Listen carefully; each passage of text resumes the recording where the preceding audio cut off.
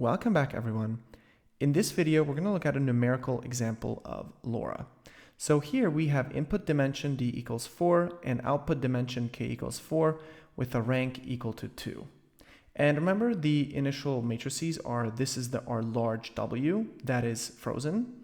So we're not going to be calculating gradients for it, but we will have two smaller matrices, A and B, that we're going to be training. And I hope it was clear in the previous video that A and B are smaller in a sense that they have far fewer total parameters to train. However, even though they are smaller individually, when you multiply B times A together, the resulting matrix will have the exact same dimensions as the original weight matrix W, which is why the addition is mathematically valid. So this is a small example. But in real life, you're going to have a lot larger W. Okay, so this is only to demonstrate to you what's going on and how we use two smaller matrices. Now, over here we have the initial update matrix delta W and the effective weight matrix W effective are calculated as so. So over here, when you multiply B times A, you get this matrix. So I'm not going to go into matrix addition and matrix multiplication. Hopefully you have some familiarity with it, but essentially, we multiply this 1 with 0.1 and then this 0 with negative 0.1, and so you get 0.1, and that's how you got 0.1. Then you go on, you multiply 0.2 with 1, and you multiply negative 0.2 at the bottom with 0, and so you get 0.2. That's how you get 0.2 over here. And the W effective is going to be W plus delta W. And so once you add this W, which is the result of B times A, with the original W, you get this. And this is the new W effective matrix. Okay? Now let's look at a single gradient update step. So let's simulate one step of training. We need an input vector x, a target output y true, a loss function L, and a learning rate alpha. So over here we have, let's say our input is x, the target is 1, 1, 1, 1, 1. The loss function is the sum of squared errors with a learning rate of 0.1. Now we compute the predicted output y is going to be equal to x multiplied by W effective, where x is equal to this. And this simply selects the first row of W effective, and we get this. Okay, so basically we multiplied this input x with this, but we only look at the first row. So this is going to be 1 times 1.1, everything else is 0. Then 1 times 0.2, everything else is 0. 1 times negative 0.7, everything else is 0, and then 1 times 2.4, everything else is 0. So we look at the first row only, and that's how we got these values. Okay, so essentially because x is a 1, we can simply say that this is the values. Okay, 1.1, 0.2, negative 0.7, and 2.4, which is what we got here. Now, if this didn't make sense, please don't be bogged down by the matrix multiplication details. If you can, read into it more, but just trust me that over here, we're simply selecting the first row to visualize it easier. And if we calculate the loss, so this is our y, and these are our y true, and we calculate the loss with this loss function, the sum of squared errors, we get the loss to be approximately 2.75. Now, since W is frozen, we do not compute its gradients. As you can see, the gradients of the W are 0, obviously with respect to the loss function, and the gradients are computed only for trainable parameters, which is for A and for B. Okay, so over here we calculate the gradients for the A matrix and the gradients for the B matrix. Okay, and with backpropagation, we found the numerical gradients values are obviously approximates, that these are the gradients to the A matrix, Remember, this is the A matrix. And these are the gradients to the B matrix. Now, I'm not going to get into the detail of how we calculated these gradients because that's outside of the scope of this course.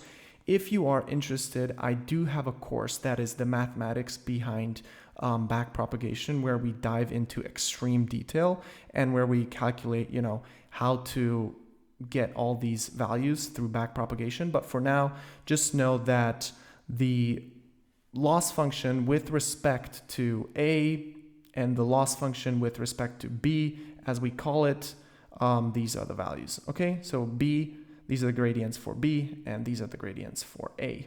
Now we update the parameters with gradient descent. Keep in mind we update A and B. W is not updated. And remember, our learning rate is 0.1. And so over here, the A new, so the new values of the matrix are going to be the old values minus alpha times the gradients. For B, it's going to be the same thing. It's the old values minus alpha times the gradients. And if this is also confusing, I hope you know what gradient descent is. That's something that you should know if you're into large language models.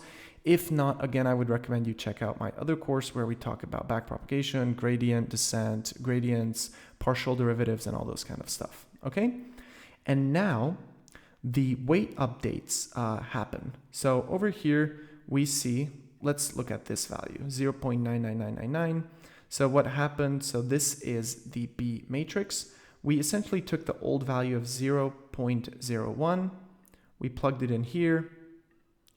I mean, sorry, not 0.01. We plugged in the old value. Remember, B was 1. Okay, so this was the old value. So that value is going to be this. So it's going to be 1 minus alpha is the learning rate, 0.1 times 0.01. So it's essentially going to be 1 minus and then the learning rate times the new gradient. And so that's how we get a small number. Okay, and so we just do the gradient updates over here, and then we do the gradient updates for alpha as well. I'm not alpha, for the A matrix. So these are the updated values for the B matrix, and these are the updated values for the A matrix. And then we simply multiply them together. So, 0.99999 times 0.09 times, and then, 0.001 times negative 0.10, and that's going to give us this value over here. Now, these are approximations, and please don't do the math by hand over here. This is just to show how the weight updates happen. So over here, essentially, this is the new value for, B, and this is the new value for A, and then again, we do B times A, and that's how we get the new values, which is this new matrix. So this new matrix is B times A. Previously, it looked like this. Now, after one gradient descent step, it looks like this. Remember, we're not done yet. The original weight matrix, W, remains completely unchanged, but here's the caveat. Here's where we have to calculate the new W weight matrix, okay? The effective one.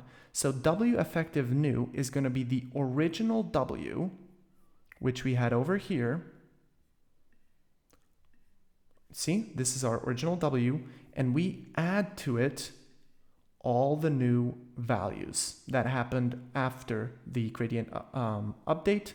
So 1 plus 0.09, for example, yields us this value. And for a lot of these values, I rounded. So if you do end up doing the math, which I don't recommend you to do, you might get little different answers. And that's because, the focus of this video right now is not to get exact decimal values for the gradients. It's so that you would understand that we first update B, then we update A, the two small matrices, then we multiply them together, and this becomes the delta W. So this new matrix is the delta W, which if we come back over here, we see is the delta W, and we're going to add it to W. Okay, so that's what we're doing over here.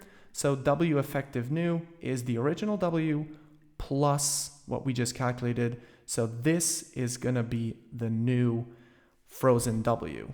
Okay, so essentially what we did is we did not calculate the gradients for the original large W. We just calculated the gradients for the two smaller matrices B and A, and then we added those updates to the original W. So after just one update, only the small matrices A and B have been modified, changing the overall behavior of the layer while keeping the massive original weight matrix W frozen. Okay? So, and by frozen, I mean we don't calculate gradients for it. So I will see you in the next video where we're going to talk a little more about LoRA.